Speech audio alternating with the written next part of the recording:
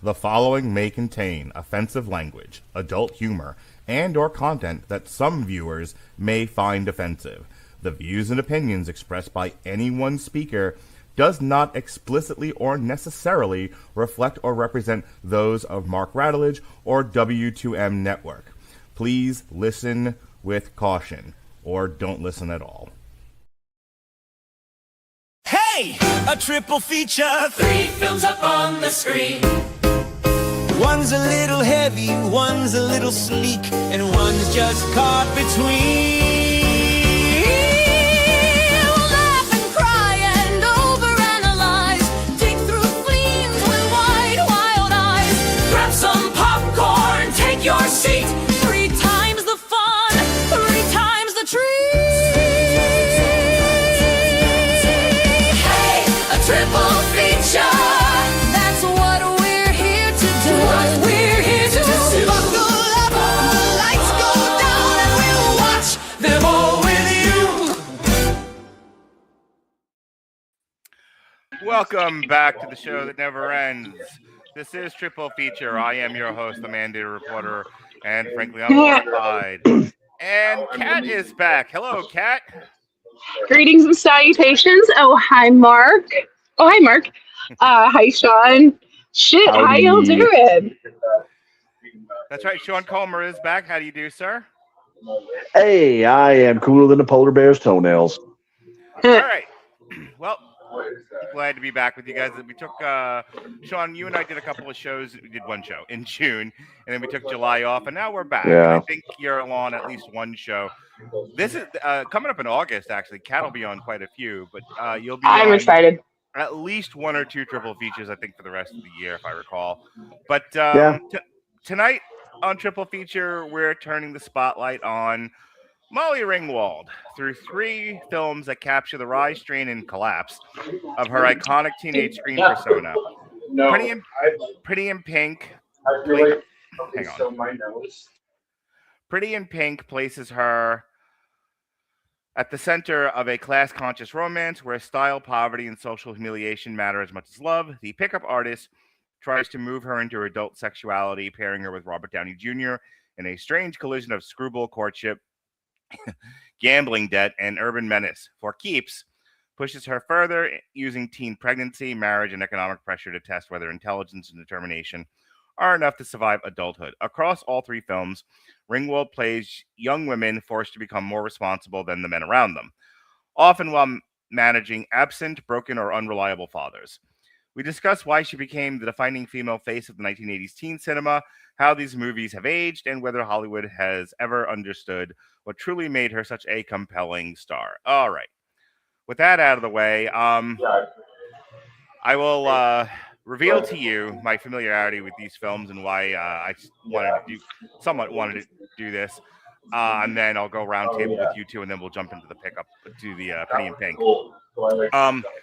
I thought I had seen Pretty in Pink, but knowing me, you know, I'd seen Molly Ringwald in the Breakfast Club. I'd seen her in 16 Candles and said, okay, I've had enough of Molly Ringwald. And just knew the song real well. Been singing it for the last 2 weeks. But I think that was one I just actively avoided. So this was a first watch for me. The pickup artist I saw when it came out, I was mesmerized, even as a young kid, by Robert Downey Jr. and the whole concept of harassing women in the street. That has aged like milk, all things considered. Oh, boy, hasn't ever. But back then, I was very much like, is that how it's done? Is that how you get women, RDJ? So as a kid, I loved the concept of the pickup artist. Boy, did I not remember 2/3 of that movie, though. I remember Robert Downey Jr. harassing women in the street, and that was all I remembered. And then I've never seen For Keeps that I recall. That was a suggestion by Kat. So I'll go to you first, Kat. What's your experience, relationship with these films? Okay, so I remember seeing Pretty in Pink several times in my childhood. So for a little bit of background on me, I am the youngest of 4. And there's a lot of distance in age between especially my 2 older siblings and myself. Like my sister is Molly Ringwald's age, right? Okay. Like, not even kidding. So because she was, mildly obsessed with John Hughes movies, I became mildly obsessed with John Hughes movies. So I've seen all of them. I've seen 16 Candles, Breakfast Club, um, Pretty in Pink, Uncle Buck. Just name one. I've probably seen it a dozen times. Mm-hmm. As for the pickup artist, I've seen that a few times. Um, I love Robert Downey Jr. Like, this is the Robert Downey Jr. that I grew up in. Yeah. Him in Weird Science, him in this, him in Tough Turf. So, and he's so cute, even though, like now as a 40-year-old woman, his character in The Pickup Artist squicks me out real bad. Oh yeah, as he should. Yeah. Four Keeps is probably my favorite of this lineup. I saw it when I was probably 9 or 10 the first time. Like, I love when teen movies deal with actual adult themes realistically, Mm-hmm. and this feels really down to earth. What would happen if, like, the golden couple has a baby, and how they navigate that, and how they navigate their families, and having to kind of defer their dreams a little bit. Okay. So yeah, I'm excited about this. Awesome.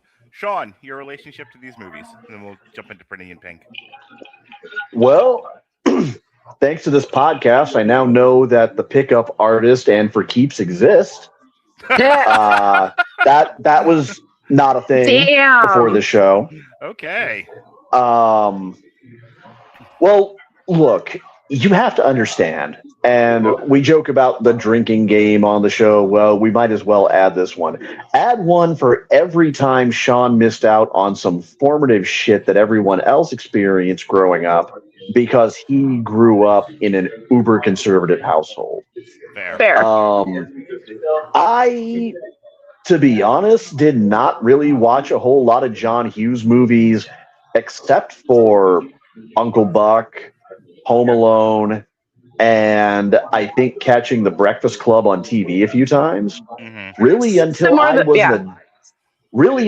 was an adult and way beyond kind of the target age for these movies.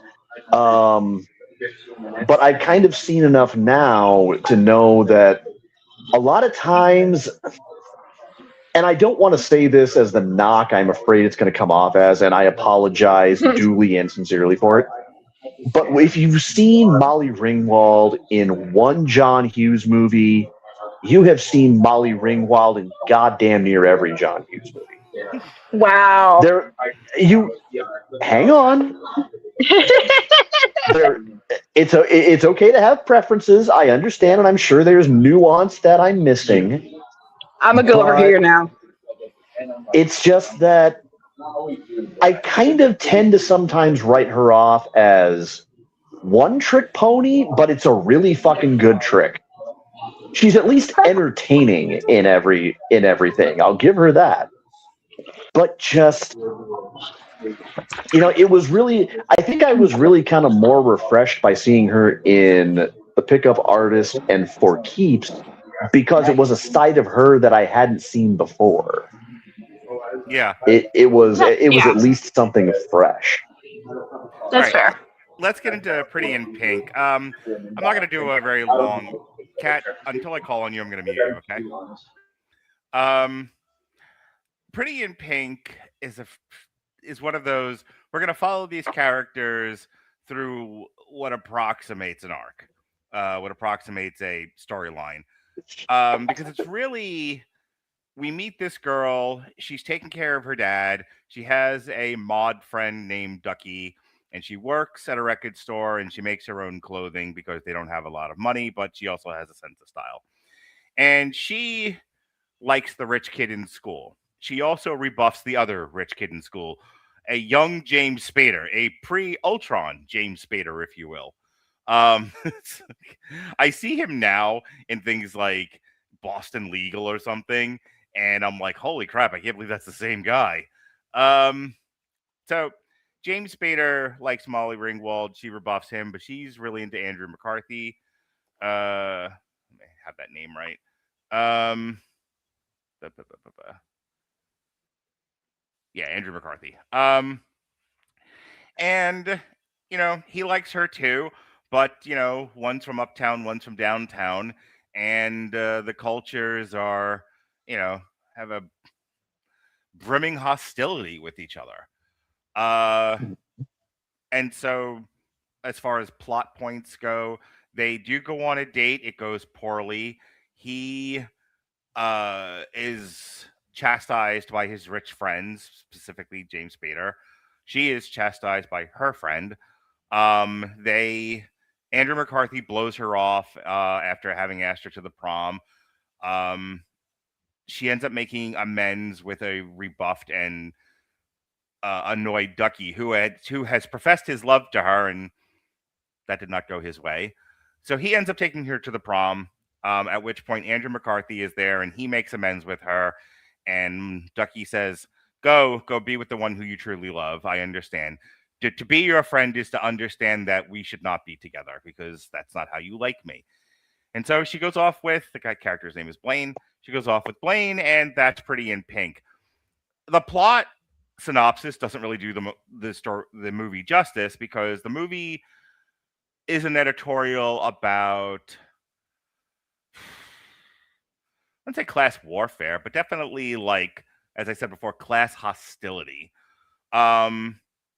There's a very much sort of a unspoken caste system of you stay on your side of the fence, we'll stay on our side of the fence, and as long as nobody crosses the boundary, we'll all get along here just fine.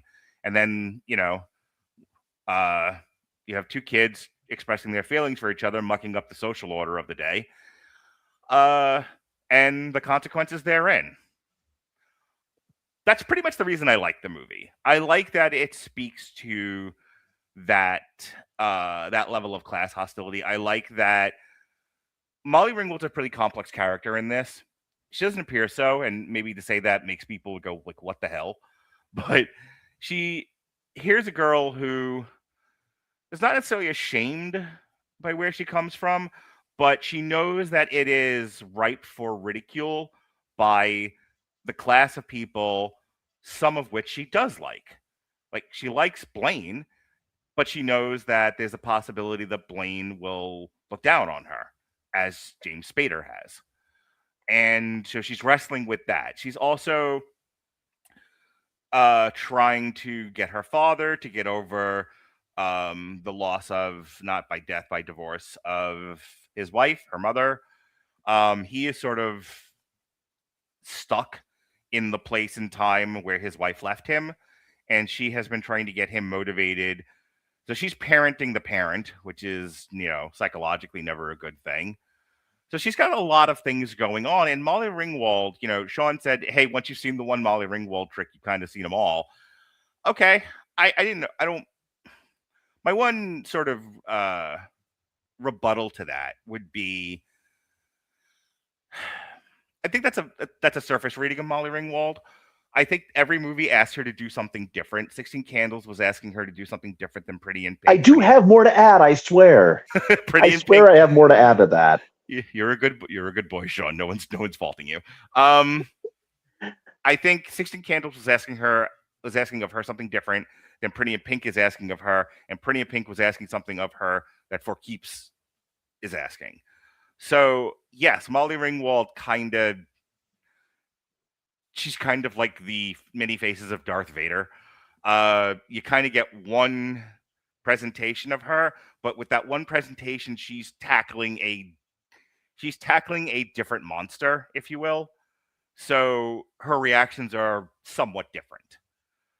She's also playing different ages. Like 16 Candles, it felt like she was, playing slightly younger than she is in Pretty in Pink, than she is obviously in The Pickup Artist and For Keeps. I'll say this, and then I'm going to give it over to Kat for her thoughts.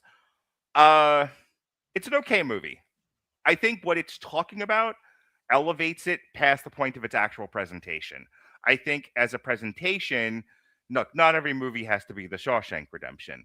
So let's throw that right out. Let's not even look at it from that point of view. I'm allowed to say it's an okay movie, but its subject matter makes it an interesting watch more so than what actually happens in the movie. What happens in the movie is it's kind of like 16 Candles. You're just following these kids around for an hour and a half until the situation, the central conflict resolves itself. Everybody here does a par performance, Molly Ringwald, I think, is inherently interesting. Andrew McCarthy plays conflicted well. James Spader, who will become Ultron at some point, is a dick, and he plays a dick well. And John Cryer, every time I look at him, I just think like, that's Lex Luthor. John Cryer, I have to say, actually, this might be my favorite John Cryer role. Like, he has that confidence where, like, you've pushed a nerd way too far, and now he's an obnoxious mod. Like, that's the kind of confidence he has, where he's like, he can't be a bully. He's not a tough person. He's not a jock. But he's not like sociopathic either. He's just brimming with I don't give a fuck confidence. And I admire that. And I think John Cryer did that very well. Kat, your thoughts on Pretty in Pink? Okay, well, let's see, shall we? Let's just go down the line. Watching this movie as an adult, I see more and more of my older sister in this. She was also the super smart, like, driven kid. She also knew how to sew and would sew really, really well and would make her own outfits and make me outfits and yada, yada, yada. Ducky, see, I always thought that he was a rude boy. I thought that he was into ska, not mod, considering that those white, dirty ass brothel creatures. Yeah. And the bowler, is it a bowler? It doesn't matter. He's wearing Andrew McCarthy. Hat. Yes, he's wearing a fun hat. Andrew McCarthy is, for me, he's always been kind of bland to me. James Spader is one of my favorite people ever, or one of my favorite actors ever, because he does play a really good villain. And this begins a trend where he just bullies Andrew McCarthy, or no, tells him what to do because it's this, and then right after it's less than zero. I fucking love The Blacklist. Bite me. I do too. Don't get me wrong. He's like, I have my issues with that show, but he's never one of them. No. Annie Potts. Let's talk about Annie Potts for a second. She's the unsung hero. Yes. I fucking love her. I love her style. In general, we do not talk about Annie Potts enough. I know. Designing Women podcast win. She has such great looks in this movie. Yes, she does. Of all the looks I've seen her in, like all the ones in this movie, she looks awesome. Right. Yeah. And she looks so different in each and every look, which I love. And my favorite was the one with that white wig. Mm-hmm. And like the boat neck dress, or the one where she's in her prom dress with the big tall bouffant hair. Yeah. Love that. And can we talk about the dress that Andy makes in this movie? I'm a quote. So a great woman once said, "Mama, this is garbage," because it is.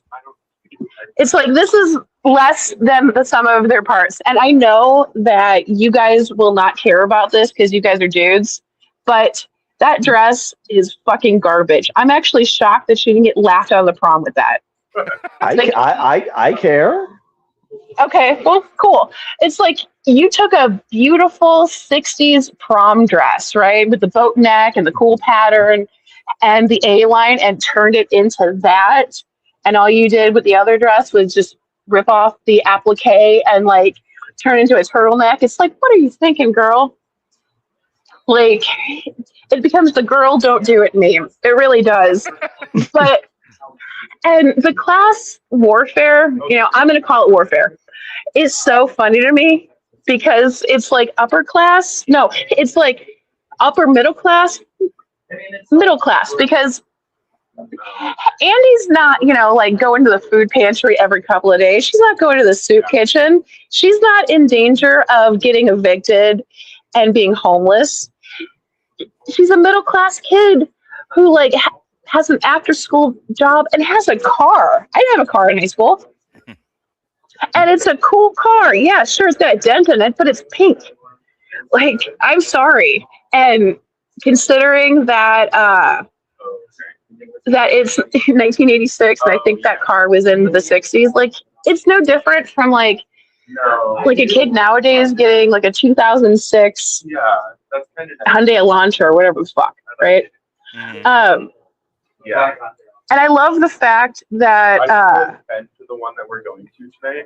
Wait, I love the fact that her or Molly and John Cryer are the only two teenagers in the entire movie, because James Spader, hand of God, he is 26 and looks 26. Yeah. Like he looks like he should be substitute teaching. Yeah, when his first scene when he hits on her at the car, I'm like, why is this fully grown adult man hitting on this child? Thank you. It's like nowadays someone would have their phone and go, "What are you doing, dude? Trying to groom? Get the fuck out of here!" PDF file. Like it's so funny to me how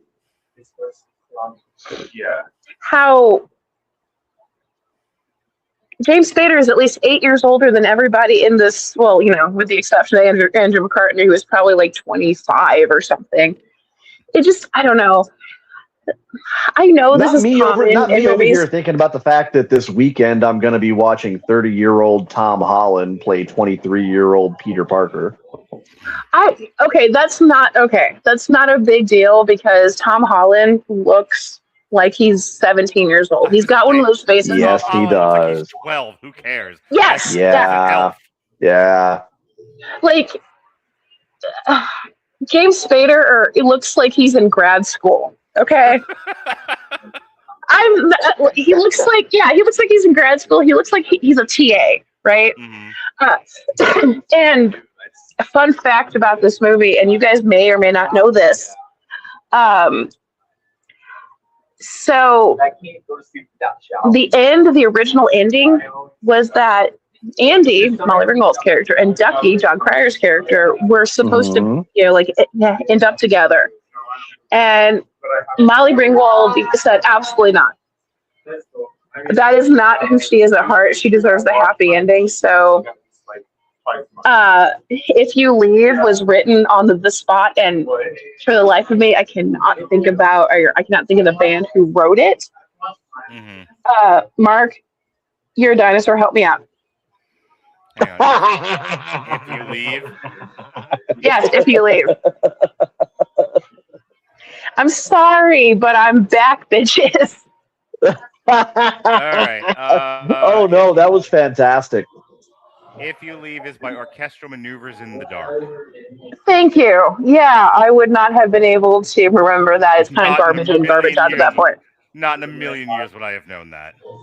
Well, it was probably in the recesses of my brain, but I've also tried it out with a lot of drugs, and thankfully I'm not doing that anymore. So like neuroplasticity is starting to come back, but that was garbage in, garbage out for me. Let me ask you a question, Kat. Yeah, go ahead. Would you call Pretty in Pink peak Molly Ringwald? Like this is her Avengers Endgame. I don't know. but- Breakfast Club exists. Yeah, but that was also a year earlier. You know what? This is a hard one, because this is also I feel like it's too simple to be like her Avengers Endgame. I think this is her at the most Molly Ringwald that she's ever been. Yeah. If that makes sense. Yeah. And like I said, like she reminds me so much of my sister. It hurts, not because both of them were bright kids, who were trying to get out of, or like trying to rise above their family situations, but like the clothing The attitude, that's my sister. And it's probably why Yeah, I was telling you that. Robin has 2 master's degrees, teaches kickboxing, All right, and is an accountant. Sean, what did you think of Pretty in Pink? What I like most about John Hughes' high school centered movies is he knows how to inject them with whimsy, but not to the point where it becomes intelligence insulting, fairy tale, wish fulfillment bullshit. We've talked sometimes on the show about how just because something is made for kids doesn't mean it has to insult the intelligence of everyone in the room, including the children. That part. Sorry, unapologetic converted Swiftie bias here, but the big critique I've ever heard of her is, oh, she writes music for teenage girls. And I finally, when I became a Swiftie, stopped and thought about that. I kind of thought, wait a second, why are we treating that like a bad thing? Why are we treating that like that's somehow an ignoble pursuit? Why that should be considered less than? Do they not deserve something that lets somebody know that someone maybe a little bit older gets them? And that's kind of the way I feel about John Hughes. Are the plots ridiculous? Oh, yeah, absolutely, to a glorious degree. But at the same time, and this is where I also give a lot of credit to Molly Ringwald, too. And it's why I say that she may be a little bit of a one-trick pony, but it's a really goddamn good trick. Is her earnestness complements his so well at all times. Like when I think of teen movie actors of the 80s, when it comes to young women, two come to mind first and foremost above all, and that's Molly Ringwald and Jennifer Grey. Mm. Jennifer Grey is the one that can sometimes feel like a caricature. Again, all due credit to her. Fine actor, fine performer. But at the same time, it can feel a little more hammed up sometimes for the sake of needing to kind of play the brat. Mm.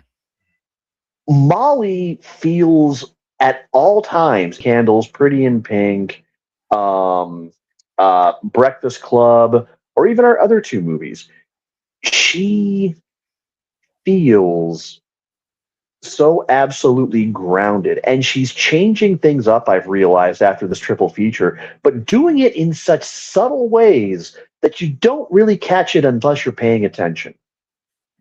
Mm.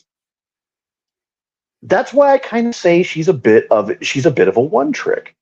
Is the fact that yes, she is the grounding. She is kind of the heart of the movie. That's the character she plays, but she plays it so goddamn well that you just can't help but appreciate it, and you can't even treat that necessarily like a knock.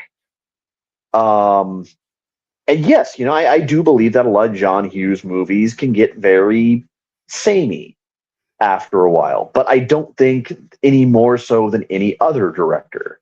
I don't think any more so than if you watch enough Kevin Smith, a lot of it starts to ring the same. You watch enough Quentin Tarantino, it all rings the same. You watch enough Steven Spielberg, J.J. Abrams, Christopher Nolan, George Lucas, what the fuck have you. After a while, the fingerprints just stand out a little bit more. But in this case, it's the mark of someone who, and this is what sets him apart from a lot of people who have made more recent teen movies that are a little bit closer to my generation and Cats. Like your American Pie, your Euro Trip. I'm sure you could name probably fucking dozens more. And that's the fact that those, after a while, felt like they were treating their target audience like they were fucking dumb shits. John Hughes did not do that. He gave you something to laugh at. He gave you some charm, Did he give you some stock characters that really probably shouldn't have flown then and wouldn't have flown today? Yeah, definitely. Let's call a spade a spade. But at the same time, for all these young performers he was working with, he got some real heart and believability out of them that wasn't just treating them like caricatures, like blatant on the nose stand-ins. Like a lot of other movies did anytime they were depicting any kind of youth culture. And I think that's what makes Pretty in Pink stand out so well. It is a clash of classes, but at the same time, it's not the fucking outsiders either. It's not the greasers and the socias going at each other with ball bats and switchblades. It's the real ways that kids clash. And I wanted to address the ending real quick before I kind of cast this off. And there's a reason why I put for my tag at the bottom, Blaine was the right choice. It's because I understand the compulsion that a lot of kind of misfits like us would feel to maybe want Ducky to be the one that won out in the end. But at the same time, I think John Hughes was ahead of his time enough to be willing to make a movie that said, this dork may be a nice guy, but this is the girl's story, and she doesn't owe him anything. She doesn't owe him a relationship. That's what sets him apart from a lot of the nerdy kind of TV sitcom icons that I grew up with. And what John Hughes did is, one way you could look at it, it's a superficial one, but it's a way you could choose to look at it, is that Ducky was kind of the proto-Urkel, the early rough alpha build Screech powers. The difference being, those two were characters that didn't respect the boundaries of the girls that didn't want them, but we were still always kind of being manipulated to keep rooting for them, when in reality, they were kind of incels before incels had a word for what the fuck was wrong with them. Ducky was not that. Ducky was still kind of treated by respect for the movie, but the fact was, the one who won out was the guy who was willing to step away from toxicity and possibly risk kind of being outcast himself in order to do right by the girl that he wanted. And frankly, I think that was the right choice all the way through, just the same way that the ending of 16 Candles kind of gets justifiably meaned on for just how fucking rapey that shit got. So, I want to end the discussion of Pretty in Pink still on the phone. I think the enduring legacy of it is the entirety of the movie is, I think, identifiable, is relatable. That's what I was looking for. Relatable by just about anybody. I think a variety of girls on either side of the fence couldn't relate to Andy. I think the class warfare stuff is relatable to people. I think that's something that people tend to internalize. Struggles with money and class status, and I think that's pretty universal. I think there's plenty of Duckies out there. I think there's plenty of Blaines out there. You know what I mean? I think that for as simple a movie as Pretty in Pink is, and it is fairly simple, smarter than it gets credit for. Yeah, definitely. It's widely relatable. And I want to say one last thing about Molly Ringwald, because this is really what this is about.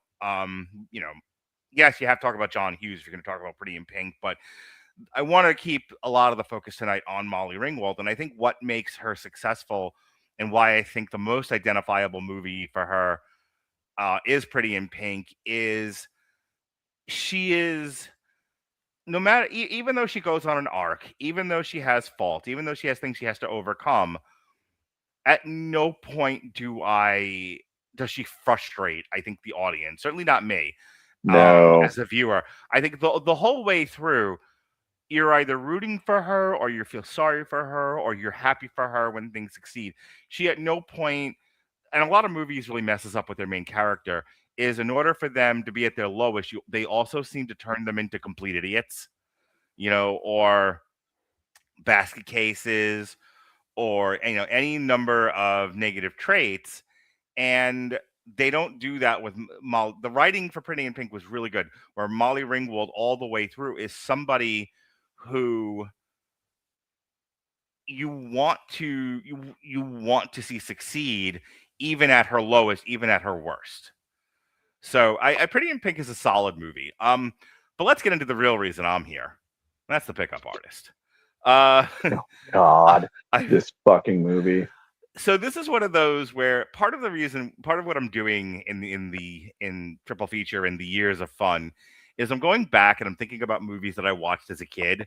Like, I'm kind of sick of a lot of the franchise stuff. I'm sick of Marvel. I've divorced myself entirely from Star Wars. Just a lot of the stuff that we're known for on here, I'm kind of bored with. So I was like, well, what else did I watch as a kid? Like, I know I watched more than superhero movies. There weren't that many of them back then. And I was like, oh, that's right. I watched whatever my parents were watching, or whatever was on HBO, or whatever looked like it had boobies in it. So I watched The Pickup Artist because that was Robert Downey Jr. at the height of his powers.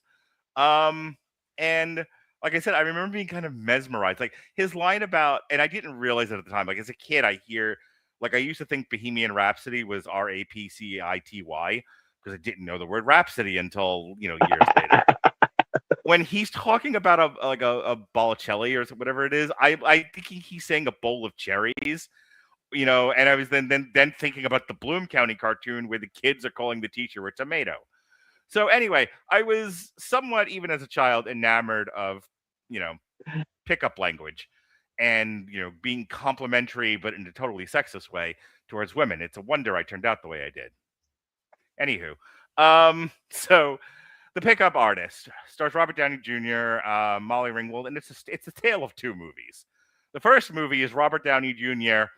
Trying to pick up as many women as he can, and then he runs afoul of Molly Ringwald, and he wants his pickup stuff to work on her too, and it does. They sleep together, and the movie's over. Ta-da!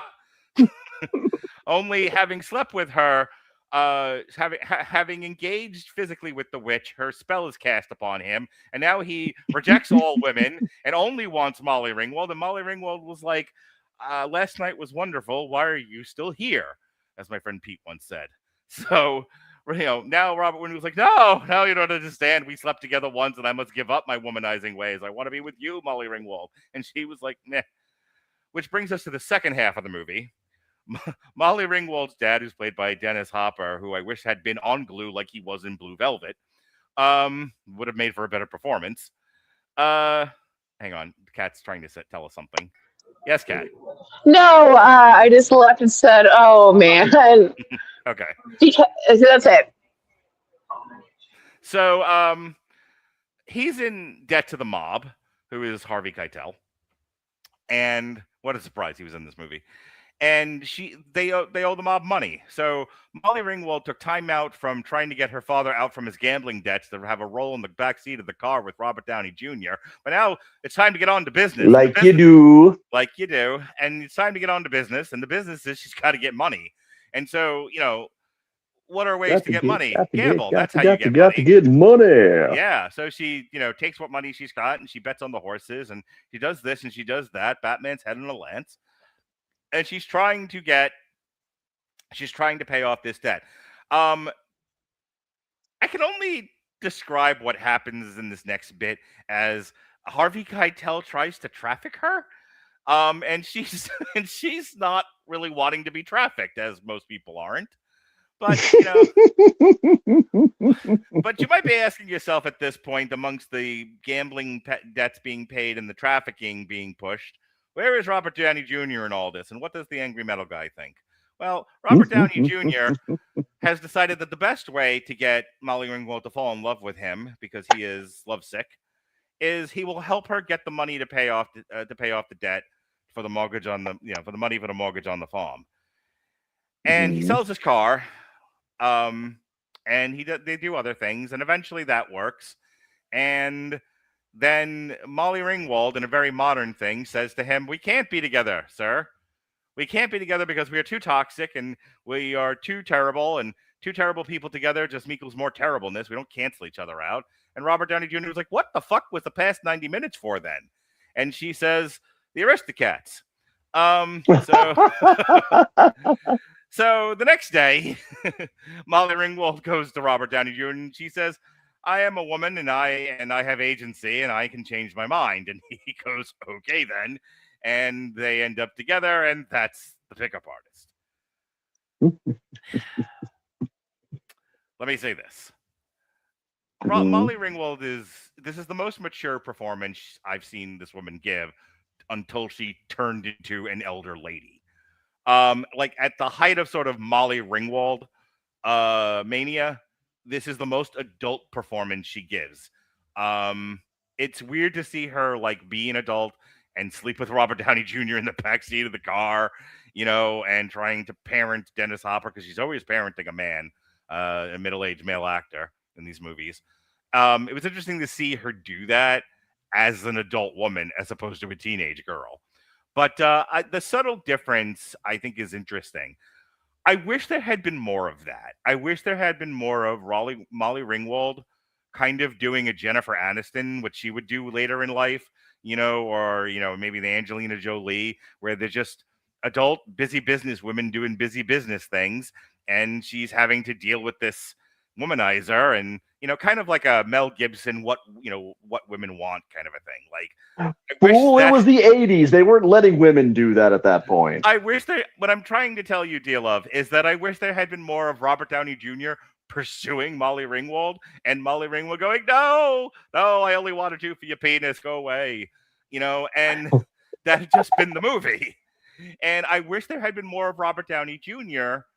womanizing women and not instantly falling in love with Molly Ringwald's Mhm. vagina. It's just like because we have to do the mob movie, their courtship goes way too quick. Like their story ended after they had sex in the car, and then they kind of have to like bridge that to the second half. And I'm saying get rid of the second half. This movie is better if it's just Robert Downey Jr.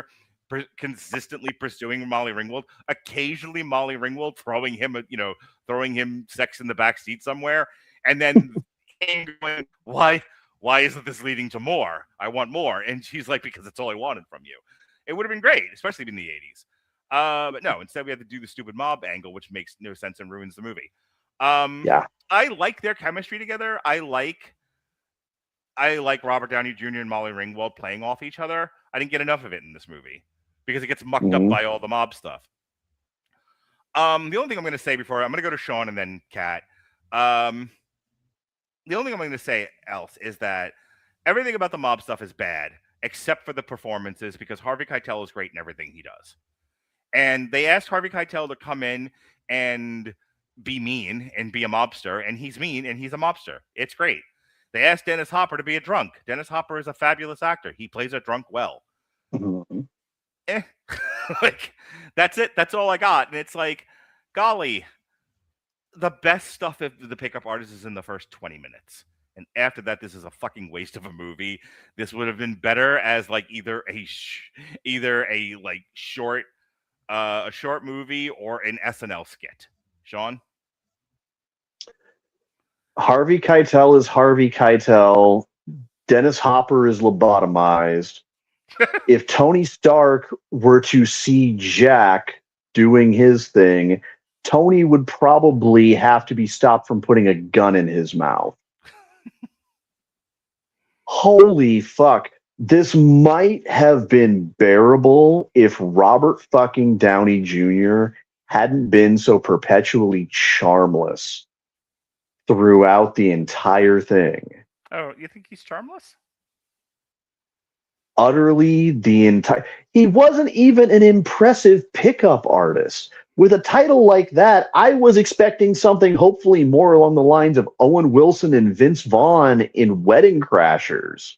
Okay, At the now ve- I see where you're going. at the very least, fucking give me Will Smith in Hitch.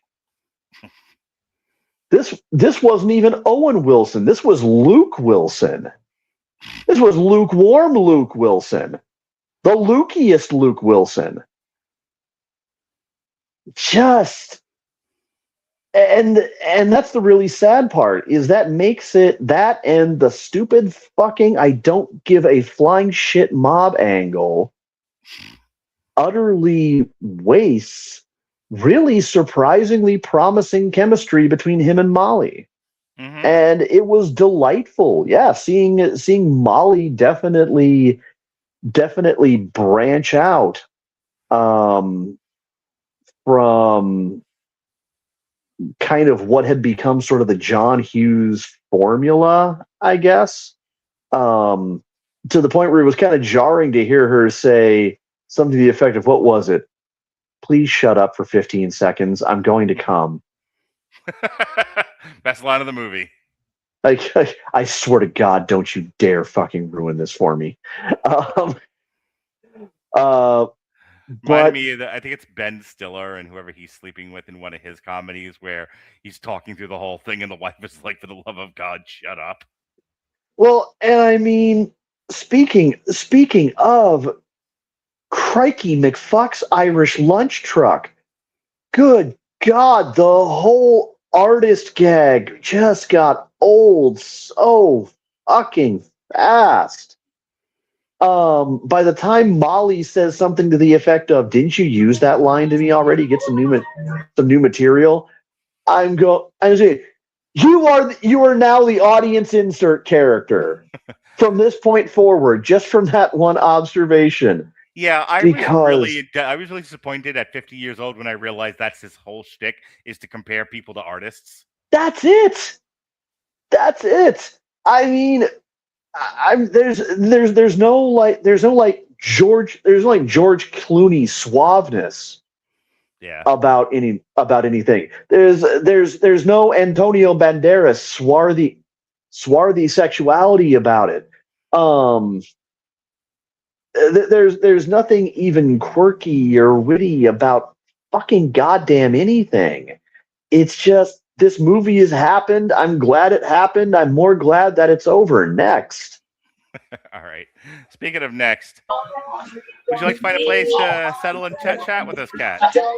Yes, I would. I'm going inside now. Okay. So, okay. Everybody's out there and they're all pulling it up, and I'm just like, all right, quiet time. Thank you for being understanding. I appreciate all of you. You know, all two of you. Of course. So let me ask you a question before we get into this. Yes. I think the low-hanging fruit analysis of it is obviously, with everything that has happened since this movie came out, a man running up to you in the street and saying, you know, you look like a Picasso crossed with a bowl of tomatoes, or whatever the fuck it is he says, is not going to go. It's not going to go over well. So it's a Botticelli, I think. Yeah. Which is an artist from, I want to say, the Renaissance. So I get it, but it's also like, if you ever look at Botticelli's work, it's all very like curvy, Zoptic women. Yeah. You know, like there's curves. There's She kind of says that in the movie, doesn't she? She's like you're calling me a fat chick. Here's what I want to ask. I think so. Yeah. Yes. Here's what I want to ask. Please, God, tell me there's an alternate take of one of these scenes where he says, anybody ever tell you look like a Jackson Pollock crossed with a Mapplethorpe? Wow. So I don't know how much you're on TikTok, but a lot of what's happened on TikTok in the last 2-3 years has been women complaining that men don't approach them. It's like the pendulum swung the other way. Yeah. Do you think this movie survives 2026 criticism for that reason now? If they did a better version than this one, if if they handled a man approaching a woman better than this movie does, but with the same enthusiasm, do you think this movie survives 2026 culture? Absolutely not, and I'll tell you why. I would love to hear that. Okay. Okay. So, as a woman who's now 40, me personally, like, if you're going to approach me, please approach me like I'm a human being. Like, don't run game on me. Don't run lines on me. Don't call me a lesbian when I reject you, or a whore or a slut. Which I'm not saying that he did. Yeah, men are terrifying, I'm going serious, right? Yeah. And like, pickup lines don't work on me at all. I'll just laugh at them. Like, oh, clever boy. Yeah, no, this does not survive at all. As for the movie, when I first saw it as a teenager, I was like, I don't know, 15 or 16. I'm like, this is cute. That's all. This is cute. It's not the best movie of the 80s, but it's cute. Now that and that was with the 16-year-old eyes. And of course, Robert Downey Jr. is there, and I've had a crush on him for a very long time. And he's adorable in this. But he's also charmless AF.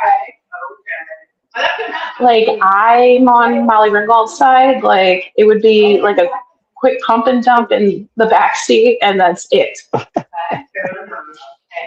Right? Like, I know that is kind of gross to say, but whatever. Hate me all you want, but still. No. I'm going to tell you a line that I say often to people in therapy. We used to have a thing in this culture. It was called casual sex. I don't know what happened to it, but I wish it would come back. And come on, Kat, need I remind you which two men you're talking to? No, I get that. No, I get that. The concept of a pickup artist grosses me out, especially because 20 years after that, there was a literal show on VH1 called The Pickup Artist. Yeah, try looking for this movie when that exists. I confused the fuck out. Oh, God. Yeah. I think I saw maybe like a fraction of an episode. I'm like, this is disgusting. I'm trying to think. Oh, yeah. It is repulsive. Like, I need a palate cleanser. When's Rock of Love going to be on? But and you know what? Here's the thing. This actually might have worked if at some point Robert Downey Jr. had been that loathsome. At least it would have had somewhere to go.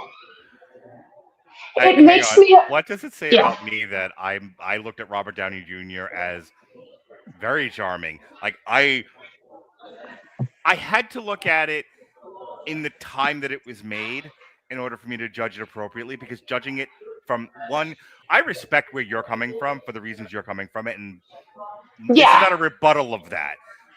My perspective was back then running up to a woman and giving her asinine compliments. I don't know. Like I said, maybe this is one of those where I told Robert recently I don't have things anymore. Everybody has toys. And everyone gets mad when directors and writers break their toys. I don't have any more toys. The last toy I have left is The Wire. But I'm actually wondering now, if I go back far enough, I just don't have big toys. I have little toys like the pickup artist. And for me, I look at Robert Downey Jr. as the point that I'm making, and I go, that's fun. God, wait, what happened to men like that? Go ahead. And don't get me wrong. Like, because it's okay. I'm going to amend my previous statement. Because it's Robert Downey Jr., yeah, it'd probably work on me, because he's got those, like, puppy dog eyes. And at the time, he's, like, 22, 23? He is so hot. So, yeah, that would work on me once. And then I never call him again. Once. Yeah. That's basically it. But, like, I really wasn't paying attention to him. I was more paying attention to, like, Harvey Keitel and Dennis Hopper, Like, these seasoned ass actors who I love and respect. And you said that you wish that he was on Glue like he was in Blue Velvet. I'm kind of glad he is, and I'm kind of glad that this character is grounded in reality. All in all, this is screwball comedy, like, with the exception of him, not grounded in reality. Like, this shit would never happen in a million years. I'd like to think that Molly Ringwald's character would be a little bit too smart for this, or at least not to keep engaging in this. I'm going to throw another question at you, but this only works if you've seen the movie. So, yes or no? Have you ever seen the Bruce Willis movie Blind Date? Yes, long time ago. Rewrite the pickup artist and take the I'm mob stuff on a out. podcast. And rewrite the pickup artist and take the mob stuff out. Instead, insert Blind Date. And I think you have a winner. Okay, why don't we just, then, by that logic, why don't we just chuck the pickup artist and just watch Blind Date and comment on it? Because, like, no, I'm saying like that would. Well, wouldn't it be funny though if you have this very alpha, very macho, but puppy dog face Robert Downey Jr., right? Baby face Robert Downey Jr., and he's running up to all these women, and he's sleeping, with all these women. We have a long montage, a long first 10 minutes of him just being a Lothario, right? And then he runs afoul of Molly Ringwald, and Molly Ringwald's like, no, and finally they sleep together, and he's like, he's like, well, I love your vagina so much, but I want to take you on a proper date, and Molly Ringwald takes him on the Bruce Willis Blind Date date. And that's the second half of the movie, is her torturing him. See, now that's a movie I want to see. Another one. Well, I mean, so yeah, like, I would. Don't get it twisted. That's a lot to take in. Give me a second. Hold on. I'm gonna give you a breath, and we're gonna move on to For Keeps. Okay. Well, okay, so I can answer this question, I think. But the fact. So now I want some sort of AI remake of Blind Date with Robert Downey Jr. That's what I was gonna say. Sorry, like okay. I couldn't think of the word for AI, but yeah, now I want that.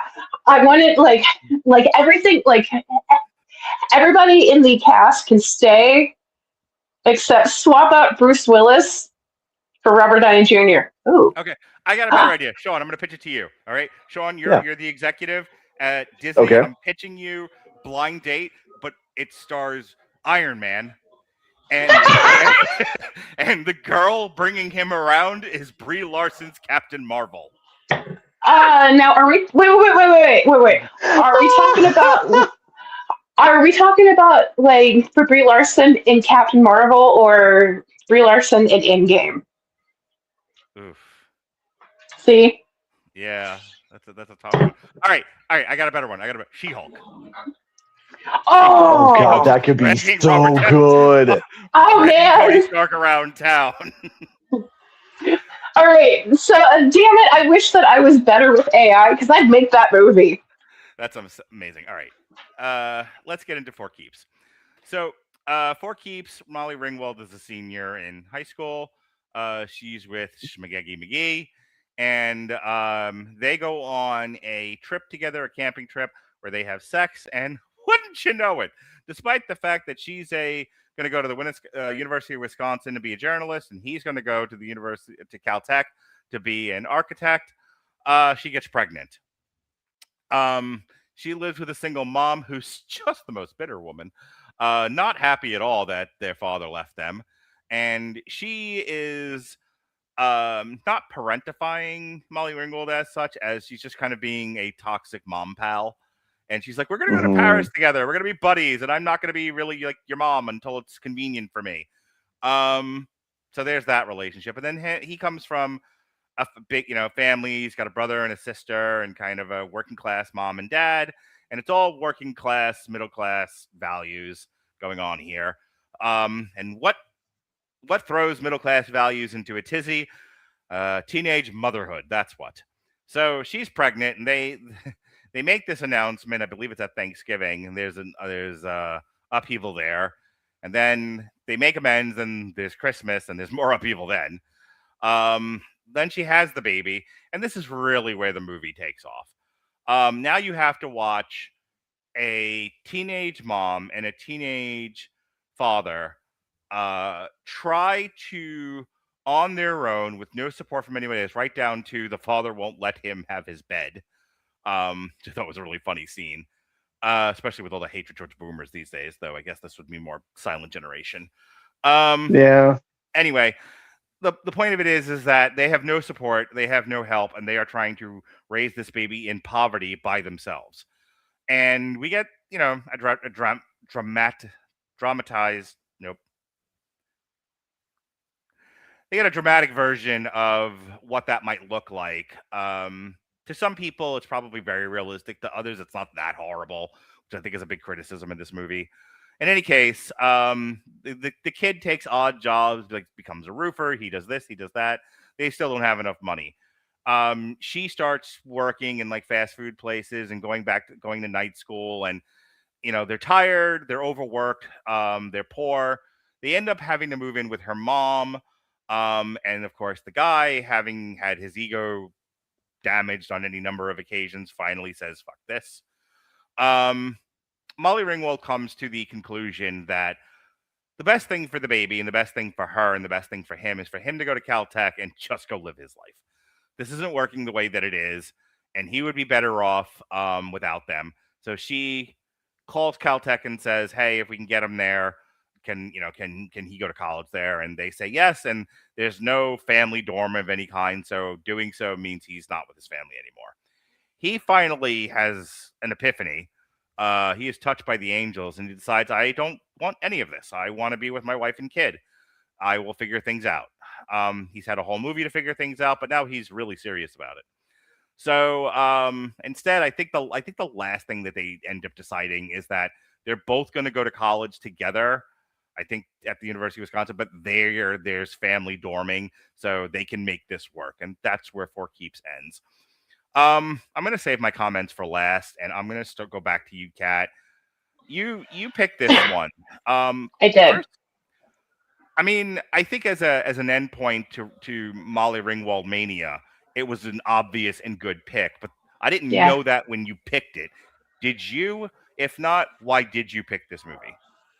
I picked this movie because I love this movie. Why do you love like I said, movie? Because it's really grounded in reality. Mm-hmm. Because sometimes love is not enough.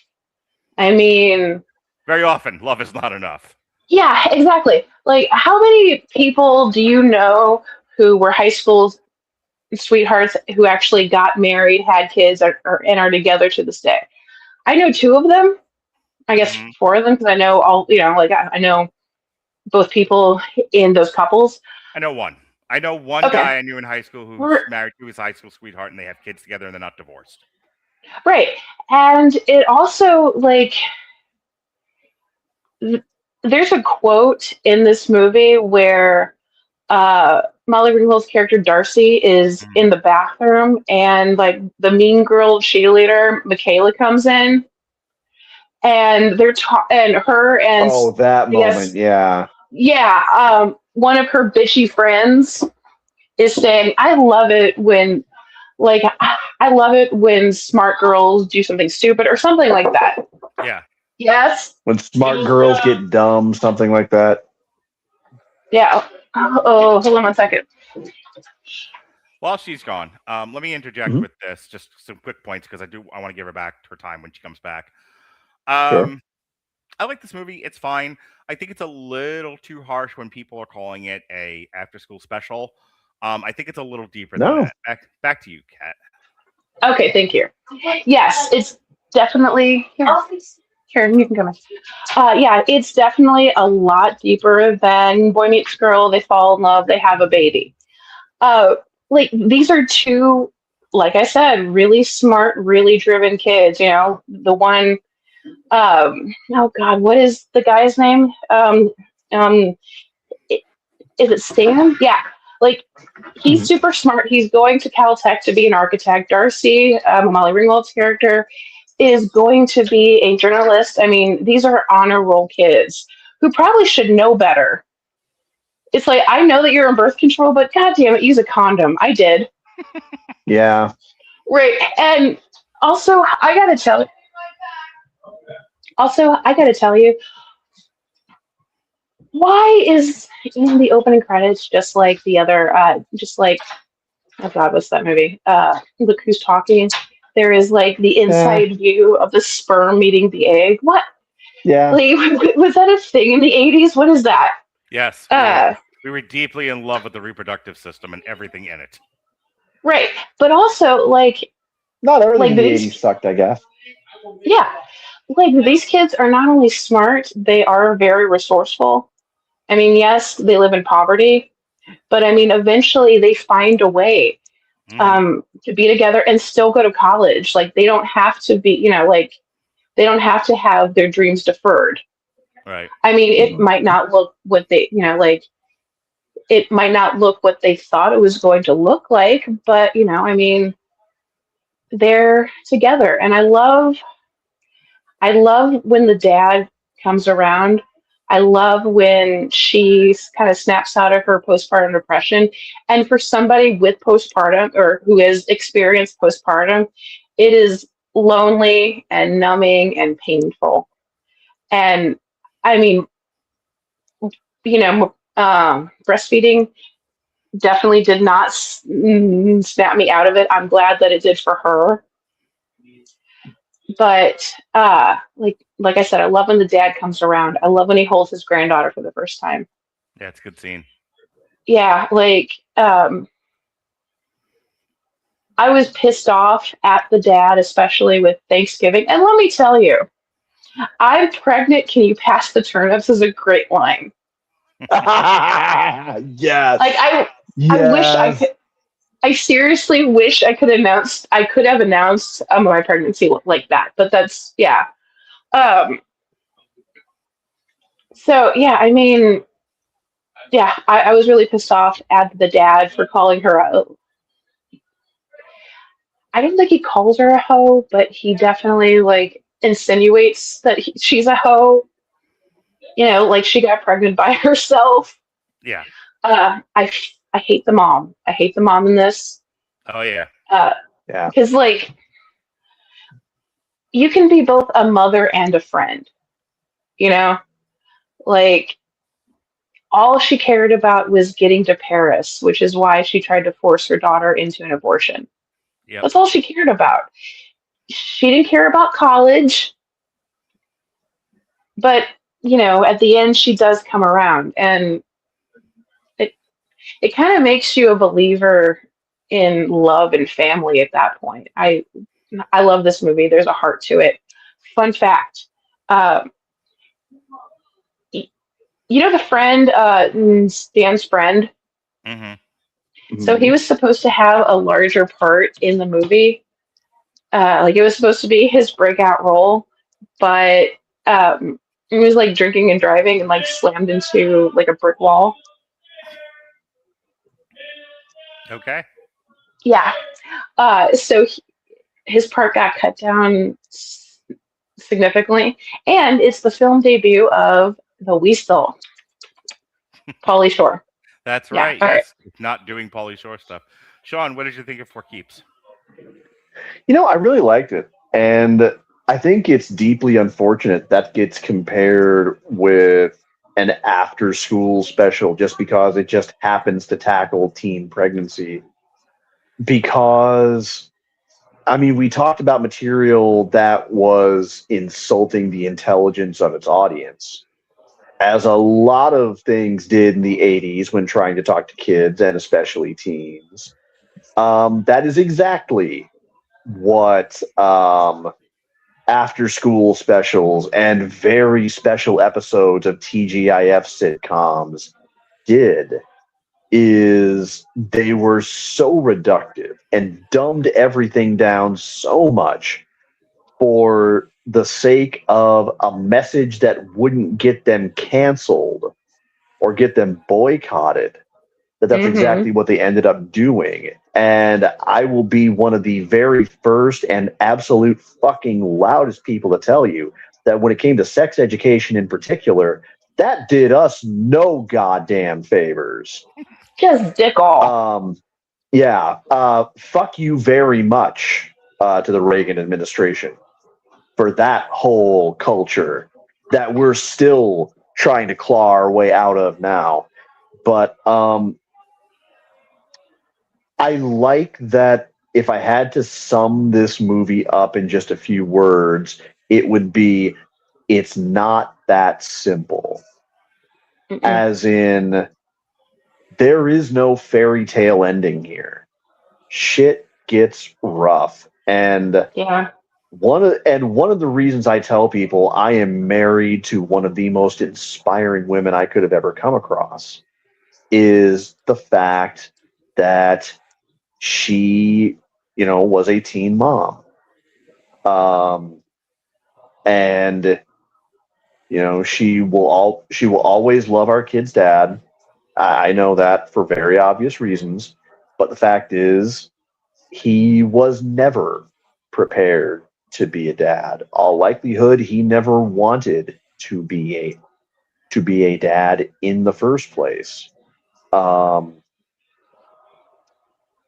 And so I've kind of seen the reality of, as Kat said better than I ever could have, love isn't always enough.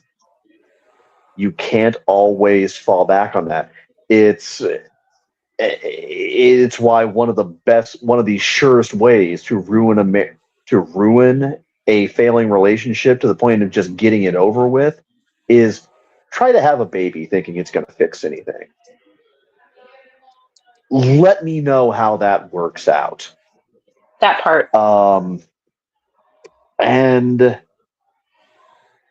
it's absolutely funny. It's absolutely got loads of heart to it. But the fact is, Molly doesn't try to ham it up. Nobody in this movie really entirely does at any point. I mean, maybe a little bit for the sake of laughs, sure, but I mean, looking back now, were they really exaggerating that much in terms of in terms of everything that we heard growing up, everything that we saw from adults? No, I don't think it was much of an exaggeration at all. Yeah, like I said, it was grounded in reality, and at the end. Yeah, and at the end, they figure out a way to still go to college. I mean, it might not be Caltech for Stan, but whatever, eventually, maybe he'll transfer to Caltech because merit housing was not available for freshmen, but that doesn't mean that it wasn't available for sophomores, juniors, and seniors. But it's also realistic about the fact that everything comes at a price. Yeah. That they definitely would not give their baby up for anything in the world. But it also doesn't sugarcoat pregnancy or motherhood. Not at all. Which, for something that came out when this movie did, I'm happy to say I was pleasantly surprised by that. Because, again, I had never seen this. I came into this completely blind. You can't watch that credit sequence without knowing where this is going. Man. And I saw that and I was kind of already rolling my eyes thinking I knew what to expect. Well played, movie. You kind of kicked me in the teeth on that one, and I'm actually proud of you for it. This is an unsung hero of the 80s, and I've got a question. Totally. Yeah, I've got a question for Mark. Mark, so were they really sending pregnant girls in high school to alternative schools? Because they didn't do that in my district. Yeah, and before that, they were to nunneries. Well, yeah, I knew that. Yeah, but I But mean, like my mom. I have a older sister, half sister, from a okay. pregnancy that my mom had with another man that was not my dad, Uh-huh. and um, my mom had to give her up for adoption, um, by force. Oh By no. my grandmother forced that on her. So yes, Oh no. there was a point where they were forcing kids into alternative. The 80s were a weird time. They were forcing kids into alternative schools and all kinds of stuff. Well, like, so I know that. So, okay, in 1998, there's a Lifetime a movie called 15 and Pregnant. Yep. It's Mm-hmm. yeah. So it's got Kirsten Dunst and the chick from Wings. I can't think of her Mm-hmm. name. Uh, and she like that's in 1998, and she goes to an alternative school. Now, I came into high school at the tail end of 2000. I graduated in 2004.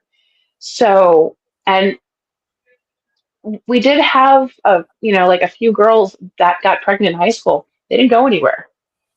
Like, I've got a friend, and like that's enough. That is, blah, blah. So I've got a friend who got pregnant, graduated at semester, right? Like graduated in December. She was done with her credits, and then walked to graduation with her baby in her arms. Married, yeah, she got married to her high school sweetheart. They have 5 Mm-hmm. kids now. Like that is a fairy tale ending if I've ever had one. But they also had some family support too, on both sides. You're making me think of something in kind of a big picture way. What's that? Try to follow me here because I'm not even entirely sure I know what I'm trying to say here. I'm going to try this anyway. Mm-hmm. Yeah. Particularly when I went to high school back in Mitchell, South Dakota, for the first 2 years. Okay. What I remember most were 2 things. Number one, like you said, alternative schools for pregnant teens. But the other one is I also kind of remember that for general delinquency, where I grew up, the term for it was just called "you got sent," I mean, which we meant have that school too. which meant that well, but in this case, it meant got sent meant you did something so fucking bad, or some combination of bad things. Mm-hmm. They didn't just send you to another school. You got sent to a boot camp clear at the other Ugh. ass end of the state in the Black Hills. And the ones who came back a little different sometimes. Wait. Like the troubled teen industry? Fuck. God. Well, yeah, I didn't realize it at the time, but now that I've kind of gotten older and there's kind of a name for it, yeah. Basically, they would come back with, usually wildly different attitudes, shaved heads, just something about them was just very, very different. And I think about that now, and I kind of think, and I'm probably not one to judge here because I came from a very different background, but it feels like when it comes to things like that, it feels almost like fostering a culture of abandonment for kids that kind of, for one reason or another, strayed from the family's ideal picture, the community's ideal picture. And again, I'm sure that's not very nuanced. I'm sure there's more to it than that. But at the same time, looking back on that now, I think I kind of understand why some kids come up feeling the way that they do about the world when they were acting out and the family's answer was just other ways to kind of shove them under the rug. Right. out of sight, out of mind. They won't be a distraction, so to speak. But at the same time, I mean, goddamn, that's got to be kind of brutal. Mm-hmm. You guys know the suicidal tendencies song "Institutionalized," right? Of course. Oh yeah. All Mike wanted was a Pepsi. That's the one everyone focuses on, but the end part is the really important one. Yep. Why are you sending me away and telling me that I'm broken? And why are you telling me that I'm broken and sending me away when I went to your schools and I went to your churches? Do you have no responsibility for the way I turned out? I want to talk about two things with this movie. Okay. I will sometimes use stuff from my life to do as an example. I don't really like to talk about my life, but especially my career, only because people are terrible and may do harm to me. But I'm going to take a risk here. When I do couples therapy, which is something I very much like to do, and it's become inspiring work for me and something that I'm very proud of and something that I really enjoy doing. One of the things I say to couples, first, I ask them what's going on in their world, and they'll tell me, and then I'll say, what was it like when you guys were dating? How were you drawn together? Because how did you go from that to what the hell you are now? And and they'll kind of lay out for me their the game tape for me to examine. One of the most common things I see is people getting together, people moving in, people getting married, people having kids, and having no conversations about what all that means. For example, they think it's you fall in love, you move in, you have a ceremony, you shove cake in another one's face, and voila, that's a marriage. It's not. Marriage is a business contract. Running a house, having a marriage or any kind of cohabitation is a business. You are running a business, and if you don't talk like people who do actually run businesses about how you're going to run your business, what kind of business this is going to be, then your business will run poorly. When people have kids, look, we all know how to have kids. We all have kids to one degree or another. We don't always think and talk about what that means. And if you don't, when the rubber meets the road, so to speak, you end up having to adjust on the fly, if at all. And these are the things that cause strain. You're not going to go to the meeting? It's going on too long. Okay. These are the things that cause strain in the relationship. And you don't realize it until after it's happened. I tell people, young and old, you have to sit down and actually plot this stuff out. What is the division of labor going to look like? What does who is bringing what? Who is doing what? And when you try to do it on the fly, if you're really, really good at it, it could work. But most often people aren't. They don't know what they're doing. When the thing about For Keeps is these are not bad people. And did they make, they did something that people do. And yeah, this happens. Sometimes with every precaution, with every thought had about it, forethought, shit happens. And what are you going to do? You call Ghostbusters now. Then you have to adjust. But they're never given time or any wisdom or mentoring because both sets of parents are shitty in different ways. So instead of sitting them down and saying, hey, we have the dad's parents, we have fairly functional marriage here. We've had 3 kids. Our system seems to work. Here, let's give you some advice and on how to handle your relationship and support. No, they shun them because you brought it up, Sean, and I didn't want to interrupt you. I figured I'll just wait for my turn to speak. But what you're talking about is that I don't want to just lay this on a generation, so I won't just say it's boomers or it's silent generation. But there are family systems that are very much concerned with their facade. Oh, yeah. They're very much concerned with keeping up the illusion of functionality, of contemporary picturesqueness. And anything that's going to puncture that in any way has to be hidden away. It has to be shunned. It has to be hidden. It has to be removed from this so it does not, plague everyone else. Okay, it does not disrupt the illusion. That becomes more important than anything else. And then everything that flows from that is kind of what this movie talks about. Yeah. By the same token, the mom is so, and this kind of goes into the next thing I want to talk about.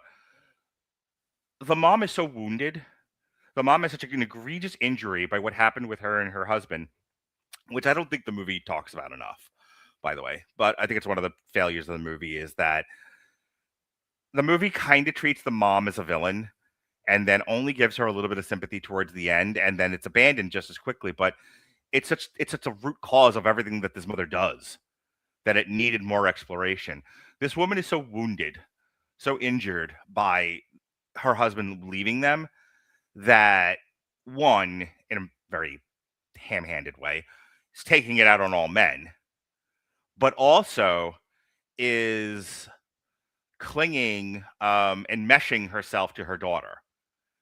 And then it's no wonder her daughter rebels and ends up having a baby out of wedlock, because it's one of the few things on earth that can separate herself from her mom, who was now also, again, wounded by the fact that her daughter did this to her. Because, again, her daughter didn't just have a baby. Her daughter hurt, from this mother's perspective, the daughter hurt the mom and possibly did it purposely, just like her dad did. I watched this movie. Somebody was asking me recently, like, do you like to watch psychology television shows, like, In Treatment, Mhm. or something way stupid. Oh gosh, there was like a very broad comedy that had the deal. Oh, Anger Management. That's what it was. I fucking hate Anger Mm. Management. I do this for a living. I'm halfway good at my job. Some would say full good. And I take it seriously. I take mental health seriously. And when I see, and I don't like to watch fictionalized version of what it is I do for a living. One, because it's never handled well, and two, I really don't want to think about work when I'm done. Now, do I treat a lot of the stuff I watch with a psychologist? Sure, I can't help it. I'm a social worker. I think in systems. And if you don't Yeah. believe me, ask everything I've ever asked the Chat GPT to tell me about myself through my transcripts, and it'll say, "Oh boy, does he think in systems?" Yes, cat. Shit. Yes, cat. One more time. Oh, unmute yourself. I can't unmute you for some odd reason. That's Go ahead. fine. So it's amazing that you gave your perspective on this from, from a therapist point of view, because I'm learning all of this in group therapy, in Mhm. individual therapy here. And you Mhm. do make a really, really, really, really good point. I mean, we talk a lot about like dysfunctionality within like a family system, and how things tend to get swept under the rug because everybody has to mask up, Yep. either for outward appearances or, because there is a member of the family who is in active addiction, who is mentally ill, so on and so forth. So this really hits very close to home with me right now. And when you started talking, I almost teared up because I'm like, yes. Well, So thank you. thank you for saying so. I'm glad what I said resonated with you. But It really did, yeah. I don't hate this movie. I think it's fine. I think the things that it talks about are important. I think Molly Ringwald does, and this podcast should be about her. I think Molly Ringwald. I think Molly Ringwald brings an earnestness to all three of these roles that I Yeah. think is sorely missing from lead women actresses today. Everyone has to be like a boss babe, or everyone has to be a dysfunctional, neurodivergent, you know, mess. And it's like, here is Molly Ringwald, who's just who's bringing the insecurities that one holds normally, the anxieties that one holds normally. just lived life experience, even if you're a youngster. That's Molly Ringwald, and it was nice to see it in these three movies. It's especially good in For Keeps. I often say that sometimes that people make decisions in movies that don't make any sense and don't jive with the narrative.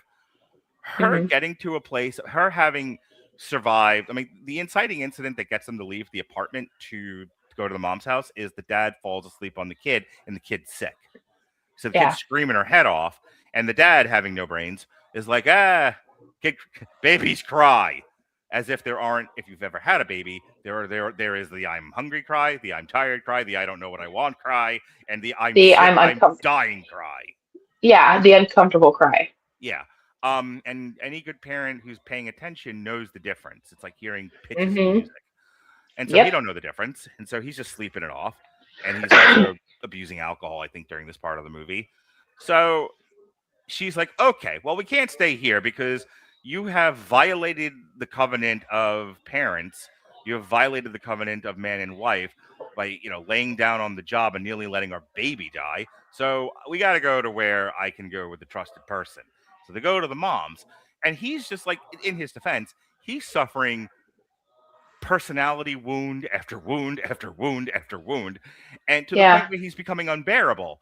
It's, I'm trying to think of which horror movie monster this reminded me of, but it's just like you're just puncturing him and puncturing him, puncturing him, and finally this gross, punctured, bloody thing now exists, and it's like, what am I supposed to do with this? And that's what he becomes, and that's what she realizes, and she was like, all right, like this isn't working. Like I don't want to not have a husband. I don't want my baby to not have a father, but you're not any of those things right now. You're a gross monster. So go. Yeah. Go Well, live your live stream. And he's so shamed by that he's like, shit. Like he looks in the mirror, sees that he's become a monster, hears what she has to say, and goes, I can't live with myself. I will do better. Not the most yeah. unrealistic thing I've ever seen. Go ahead, Kat. I mean, basically, she sacrifices a husband and a father so that he can go do what he's supposed to do what he's been made to do for however long that he's been alive. What, 17? He's what, 18 years old at this point? Yeah. Like his father has been pushing him the entire time. Go to Caltech, go to Caltech, go to Caltech. I didn't get to go. You have to go. Right. So that was like, Nothing like a little yeah, pressure. exactly. So, we've got the dad living vicariously through the kid. Uh, we've got the fact that he can't, like he's gotten into Caltech. Like he is fulfilled, or sorry, he has passed that quest. But then he finds out, guess what? You have to go on your own. You have to leave your wife and your child. Can't go. And people talk about Molly Ringwald in this movie. Randall Batinkoff, the guy that plays Stan, does not get enough credit. He's great in this. Like he feels, he also feels very grounded in reality, except for the fact that he's 18 and getting beer. I don't know what the drinking laws were in Wisconsin It's at the Wisconsin. time. They put it in the fountains. Oh, okay. It's like fluoride. Exactly. But right. It reminds me of that poem, "What Happens to a Dream Deferred." Mm-hmm. Yeah. But like, yeah, and you're right. He does suffer wound after wound after wound after wound. He can't go to Caltech. He can't properly support his, like his family. He can't keep the utilities on. If you would like a sort of visual representation of what this man goes through, every bad thing that happened to him is an arrow, and he is Boromir. Yeah, poor guy. But I mean, also like, oh, poor you. Like I'm gonna say, get your shit together, but I can't because he's 18 years old. Like he's just a legal. He's an adult in name only. He's still a child, You realize and so is she. the human brain is still developing into your 20s. Oh yeah. One thing I tell my kids, as permissive as I am about drugs in the general culture, I'm a big advocate of decriminalizing drug use and Right. getting harm reduction models in place instead of imprisonment. But that's enough about Yeah. that. Same. One of the things I tell my kids Yeah. all the time, I was just like, don't smoke pot and don't drink. Not because of the reasons you think, but because your brain is still developing. Yep. You're going to damage your brain by putting illicit substances into it. Drugs, take two. Pot and alcohol under a certain age damages your brain. And I want you to be successful. And it's like, it's not that I'm worried about you being addicted, and I'm not worried about all the other stuff that people worry about when it comes to drugs. Is I don't want you to brain damage yourself. Life's hard enough. Life's hard enough. There's no reason to give yourself a handicap. Go ahead, Sean. Yeah. Oh, sorry. Go on. Sorry. I was going to say, that's a really good point because, given the journey that I've been on, I sometimes catch myself thinking in my teens or in my 20s when it was obviously still very illegal, if I had tried weed, would it have maybe helped me to kind of mitigate all of the neurodivergence and mental illness that wasn't being dealt with, that I wasn't even being conditioned to see as a problem? But then at the same time, I think about the fact that in my early 20s, I discovered energy drinks, and in around 2002, 2003, I started drinking them about anywhere from 2 to 4 to 6 cans a day to mask the fact that I didn't realize my depression was worsening and I wasn't sleeping. I think about that, and I think, knowing how you've dealt with that and how that has continued to be a problem for you today, do you really think, Sean, that you having ready access to weed at that point in your life wouldn't have become problematic? So I've smoked weed for 25 years. From 2001. So from April 20th, 2001, when I was 15 years old, and my sober date is March 29th, 2026. So I've got 124 days sober. And that's off of everything. Hang on. How many days sober do you have? 124 days. So, thank you. I'm at 4 months and 1 day at this point, because I clocked it. So, having burned out my prefrontal cortex, my therapist and neuroscientist would be very proud of me using that term. I lost a lot of neuroplasticity. I lost a lot of able to form new patterns of behavior, new healthier patterns of behavior. And also, I was a very anxious kid who became an anxious teenager, who became a depressed and anxious adult. Actually, no, scratch that. I was a depressed and anxious kid who became a depressed and anxious teenager, who became a depressed and anxious adult. So I self-medicated for a very long time, not only with marijuana, but also with Xanax and opioids, like Vicodin, Percocet, codeine, things like that. So I could quiet down the voices up in my head that were telling me that I was a piece of shit and deserved to die. Those were the voices going on in my head. And I was really good at masking, right? I was the best at masking. In front of most people, until I've completely burnt myself out, until I completely had a nervous breakdown and had to go. I had to pack my bags, get on an airplane, and fly 1,900 miles to the West Coast. And I came out here for a mental health. It took about a week or so to realize that I was an addict. I'm an addict, okay? I can't. It's so weird to say that to you guys because, I mean, you guys saw me like hit my vape pen like it was,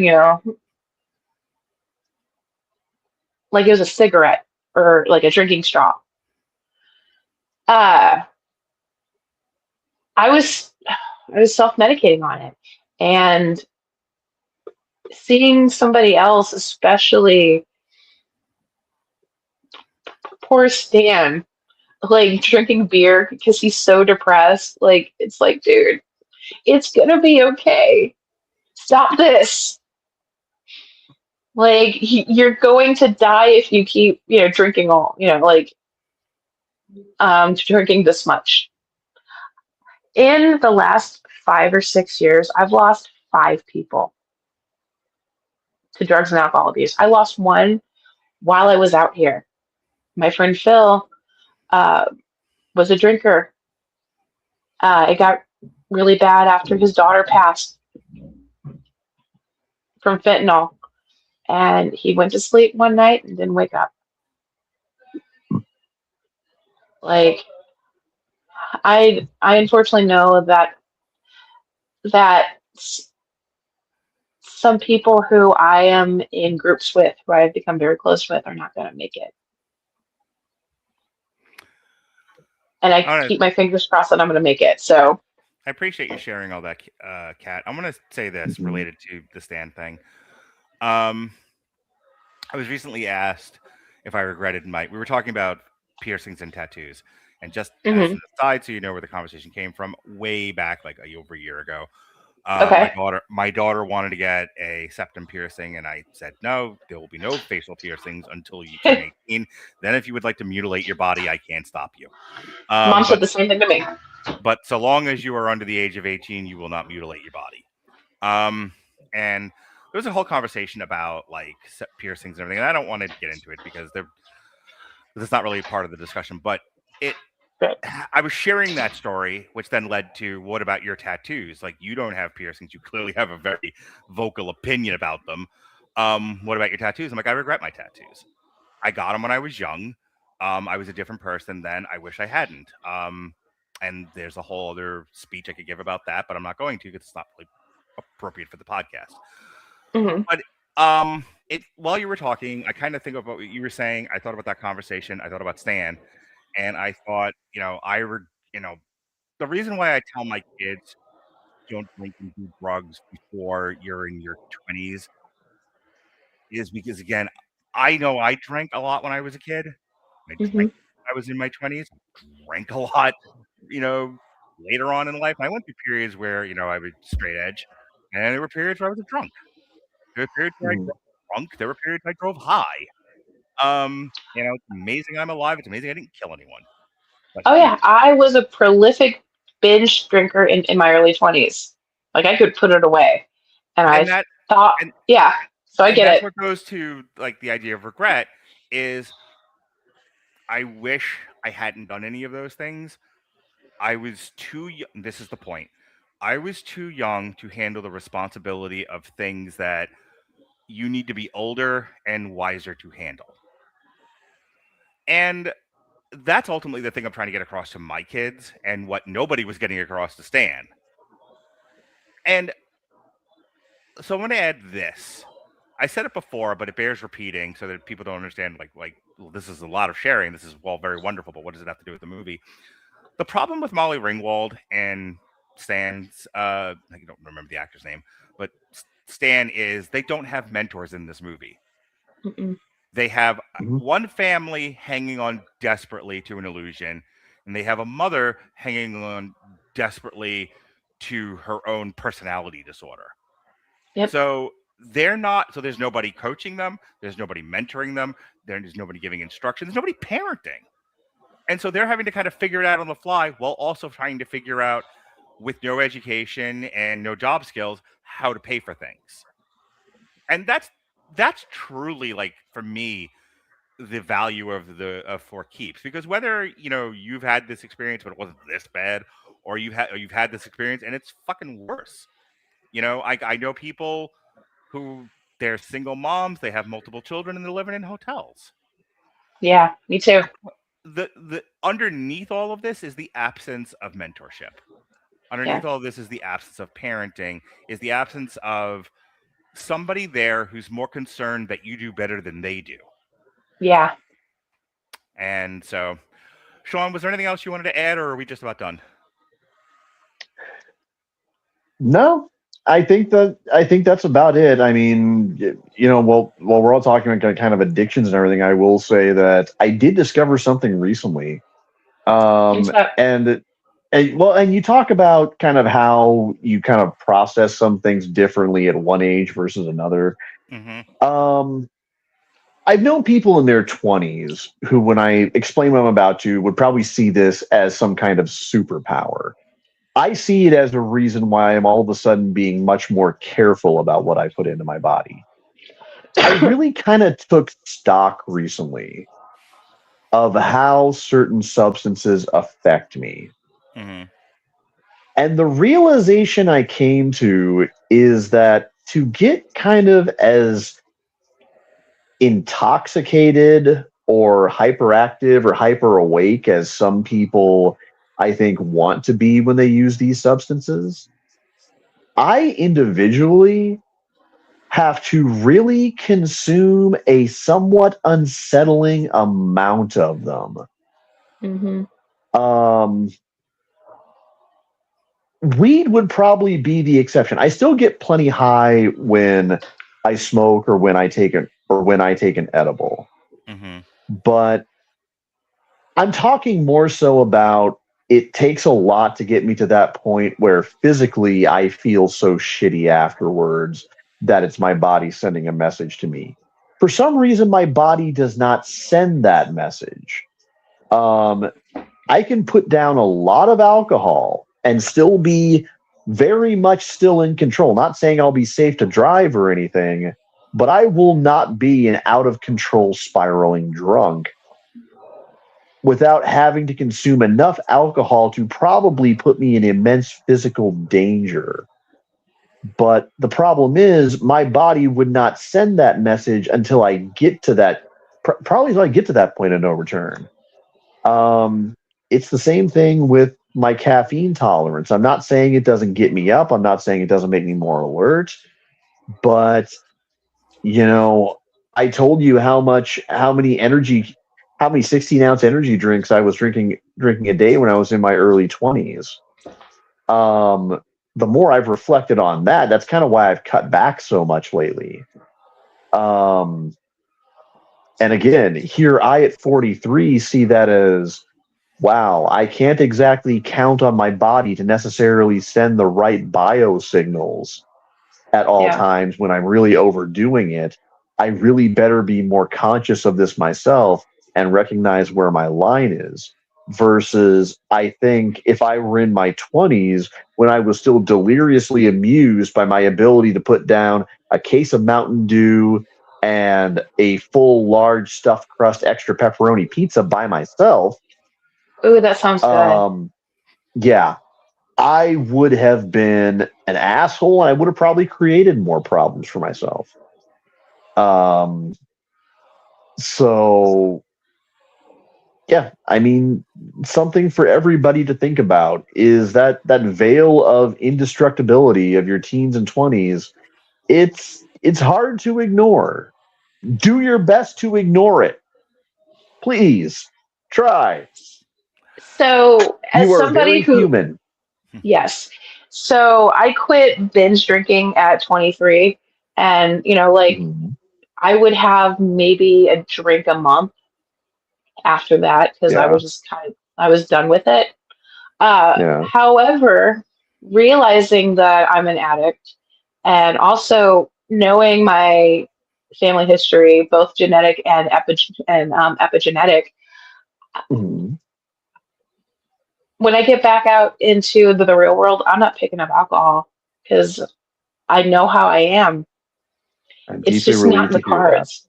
It's not in the cards. Like Joe Perry, the guitarist for Aerosmith, was interviewed Yeah. um, for the Decline of Western Civilization 2, the metal years. Him and also Steven Tyler were interviewed, and they were newly Ooh. sober at the time.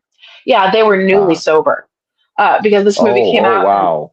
Yeah, this movie came out in 1988, so it was shot in 87. They had gotten sober maybe a year prior, maybe 2 years prior. Mm-hmm. And Joe Perry says, I was really hoping to like have a couple of drinks on the porch as an old man, but I used all those up. It's just Mm-hmm. not in the cards for me. It's not in the cards Yeah. for me anymore. Yeah. And I'm okay with that. Well, we all wish you the best in your therapeutic and Absolutely. substance abuse Yeah, journey there, Kat. this has been so good for me. I can't even like it's a fucking miracle. My life has been saved. Good. Well, Good. that was a fun conversation. God, boy, not since Yeah. oof, Pat and Jason went story time for story time while Pat was drunk. In our Oof. conversation about you, have we had a very interesting conversation at the end of a podcast? And it was nice. Nice to have it. It was nice to hear how well you were doing. Wait a minute. Conversation about who? Me? No, the show you. Oh, okay. Yeah, let me be clear. Capital Y, capital O, capital U. First season of you. I forgot about that show. Yeah, so did I. All right, that's the end of our Molly Ringwald focus on the pickup artist, Pretty in Pink, and For Keeps. This Monday on Damn You Hollywood, we are reviewing Brand New Day, Spider-Man. I can't wait to see that. Shay Tate is This back weekend, I'm on seeing with Thursday. Alexis. Shay, I love Shay. Shay Tate is back on Thursday. Shay told me I'm going to go every other month because when you make me do once a month, it feels like homework. And I'm like, all right, Shay. Well, Shay Tate is wonderful. Fallen angel, Shay Tate. Love Shay. We're going to look at Michael, which has joined the Billionaires Club, Bohemian Rhapsody, and The Doors. I was talking to Robert on Monday when we were reviewing Evil Dead Burn, and I was like, there were two directors we have completely neglected to look at in the years since they started doing triple features and specifically director focuses. One was Quentin Tarantino, which we're going to be correcting at some point later in the year. The other one's Oliver Stone. How the fuck have I never done any Oliver Stone on here? Have you not done the Vietnam trilogy? Yeah, I think some of this stuff got scheduled and then it didn't happen for whatever the reasons were. But I know, the only Oliver Stone movie I think I've ever reviewed is Any Given Sunday, and that was because we did football movies. One Black History, I think it was. There was a me and Jason thing, but yeah. So I love The Doors. It's been a me too. since I've seen it. I'm a huge Oliver Stone fan. I have it on DVD. No, all right. I've got a Blu-ray. Kat will be with us again in 2 weeks. We are going to be looking at the first season of the Netflix show Bonding. Yeah, I got to watch it. And then she'll be back the following week for an on trial for just the first Bring It On. After we had done it, somebody else had asked me, can we do a long road tour and all the Bring It Ons? I'm like, no, I'm not doing one theatrical. No. And 50 no. Straight to DVDs. No. Absolutely not. So Kat and I will be doing an on trial for Bring It On. And then at the end of the month, we will all reconvene here for a Gary Marshall triple feature. We'll be doing The Flamingo Kid, which you have to find on some Russian site, Pretty Woman, and Beaches. That'll be fun. Oh. Triple feature, the podcast where we review shit we don't review anywhere else. Why did I agree to? Why did I agree to the Gary Marshall triple feature? Did you put me on? You may have been drafted. Yeah, I think you did. You're a chick. You want to watch Beaches again and cry? Listen. Before you continue that line of logic, I do to you what I used to do to Alexis, but Alexis fucked me. Alexis was like, "I'm not really a girl, I'm a dwarf in sheep's clothing." I don't know what she says to me, but she's like, she won't do romantic comedy, she won't do girl stuff, and I got tired of it. So now all of that I give to you, Kat. Oh, you know what? Honestly, I'm honored, and okay. Like, it's not usually my genre, but I know a lot about it. I prefer. Well, I have faith in you. I have thank you, faith. I have thank you. faith you're going to bring a lot to these conversations. You're my resident girl now. Okay? I got Yeah, that's why I was drafted by Dorian. By the That's way, right. That's right. when I got that phone call, it was a year ago, like a couple of days ago. Mhm. Like he gets me on the horn. I've just come back from dinner. I'm stuffed, and he's like, "Hey, I need you for the Toxic Avenger. Toxic Avenger thing." And I'm like, "Sure." I was honored. And he goes, "This is the reason why I didn't ask Nick, is because you have tits." It's like, yeah. No, like it was He's not wrong. hi, but like no, like I was on the phone and I looked down and I'm like, oh, I do. I wasn't offended Mhm. because I knew what he was talking. Like I knew what he was talking about. You know, there needed to be a female perspective. And he's like, "You're a bubbly blonde with big boobs. Like, let's do this." I'm like, "All right." Yep. And I'm so glad that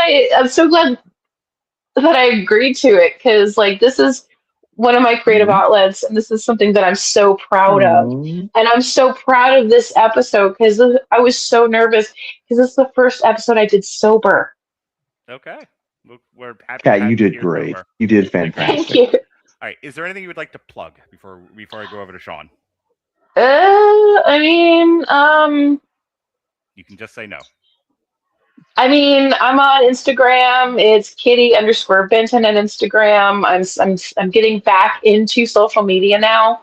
Hmm. Uh, I would say everybody who is in recovery, recover loudly to keep others from dying quietly. Okay, you And guys are Andy the fucking worth it. Anarchist says, "Cheers to Mm. sobriety."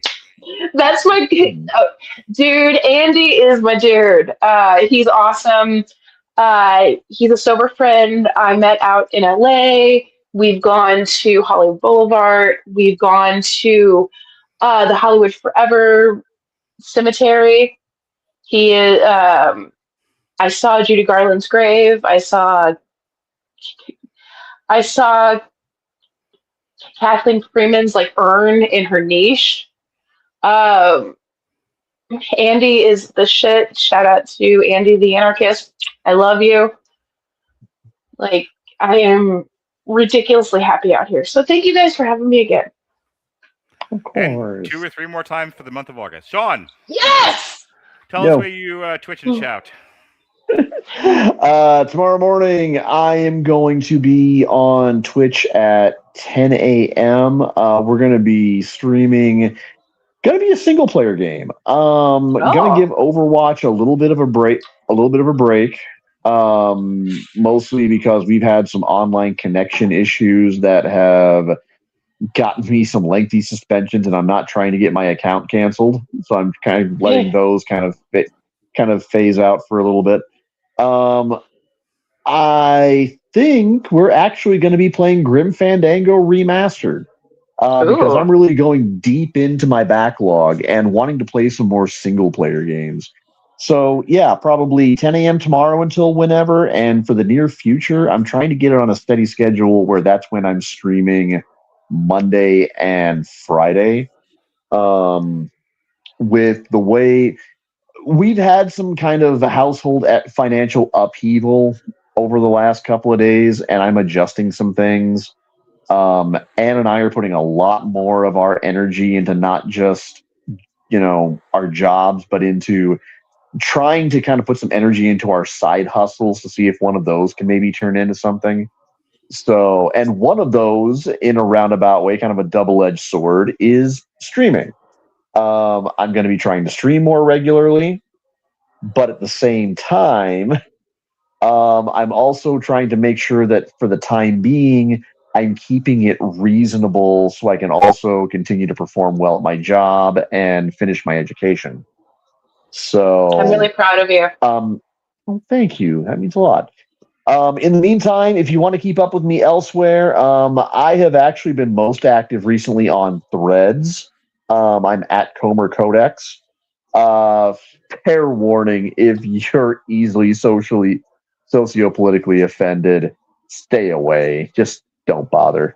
Because if you give me shit, I'll just block you anyway. Yeah. And I also pop up pretty frequently on Instagram as well. Exact same handle. Really quick, I do have an announcement. I mentioned it to the folks I normally podcast with, Alexis, Robert, Jesse. I don't think you guys know. I started doing the essay style podcast TikToks when I like those. Yeah. When I quit the jail job in May. I noticed that. Yeah. So it's been over a year now, and a couple of weeks ago, I did a TikTok on our Watchmen comic strip and Alexis and I's review of the Watchmen TV show. It got over. It is still going. People are still viewing it. It has currently over 130,000 views. Jesus! And it got me into the TikTok Creator Fund. Oh, so dude! Dude!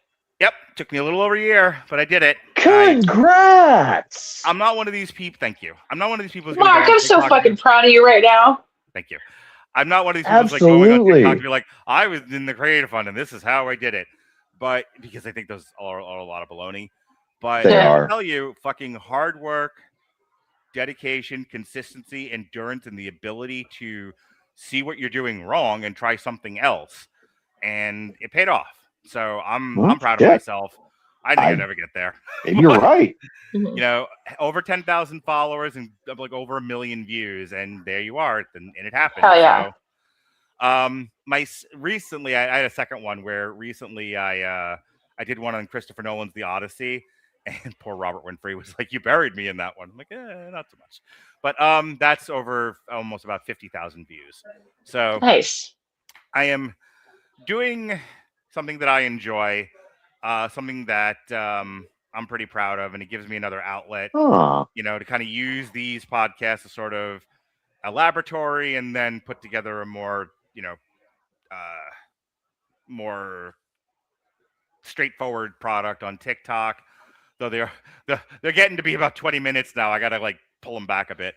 But yeah, I'm really having a good time with it. I'm proud of myself, and I just wanted to let everybody know that I'm at Mark Radulich on TikTok. Every time we do one of these podcasts, I compress it and turn it into an essay, and then I read it aloud. I've also, like the Watchmen one being a really good example of this, I've also been going back to the archive and grabbing, Sean, you saw the Spider-Man one. You know, I took some reviews of Spider-Man that Sean and I did, some Damn You Hollywood, some comic book reviews, and mixed them up, remixing them, and putting them out as TikToks. And people seem to be enjoying them. Yeah, that's where the Watchmen one came from. That seems to be a formula that people are enjoying, and I like doing it. So with that said, with all of that rambling, for Kat, who is sober and wonderful, and we're glad she's back. For Sean, who is sober and wonderful, and we're glad he's back. I'm sober. Sure.